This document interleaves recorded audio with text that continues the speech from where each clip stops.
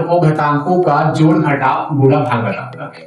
ये हिंदी में कैसे हिंदी में बोलेगा ध्यान देना। इसके कुछ सूत्र होते हैं, जैसे मोस्टली जैसे लिखेंगे x से घात n गुणा x से घात n बराबर x से घात n प्लस n। थोड़ा ध्यान देना, इनके जो आधार है ये x सेम होना चाहिए, मतलब समान होना चाहिए। इनके जो पावर है, जो घात है, वो डिफरेंट होना चाहिए। तो मल्टीप्लाई में क्या हो जाता है, ये प्लस हो जाता है। जैसे साधारण मल्टीप्लाई करते हो तो वहां पर आप क्या करते हैं, प्लस 8 करते जोड़ते हैं, उसी प्रकार से जब ऐसा होगा तो आपको ऐसा जोड़ना पड़ेगा।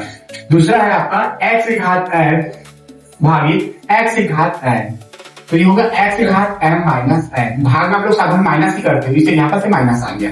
थर्ड नंबर x से घात n, और ये कोष्टक के पावर का उदाहरण भी n है, तो ये दोनों कोष्टक आपको पता है, कोष्टक ब्रैकेट मतलब होता है मल्टीप्लाई, तो ये होगा x से घात m मल्टीप्लाई n।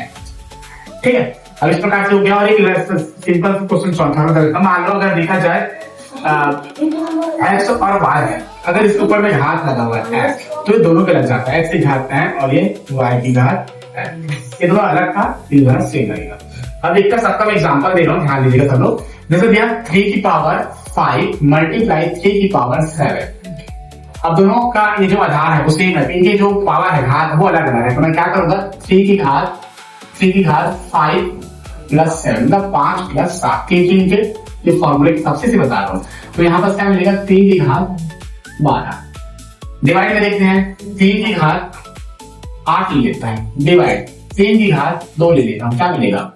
डिवाइड में क्या होता है बताया मैंने, माइनस होता है। तो 3 की घात 8 माइनस 2 बराबर 3 की घात 6। इसको 12 बार गुणा कर सकते हो, उसको 3 को 6 बार गुणा कर सकते हैं। तो हाथ पे कैसे ना बता रहा हूँ। उसके बाद 3 में मान रहा है, अंदर में आपके 5 है, उसके बाहर में 6 है। तो क्या होगा, 3 की घात 5 मल्टीप्लाई 6, और 3 की घात 5 होगा 6 बराबर 3 की घात 30।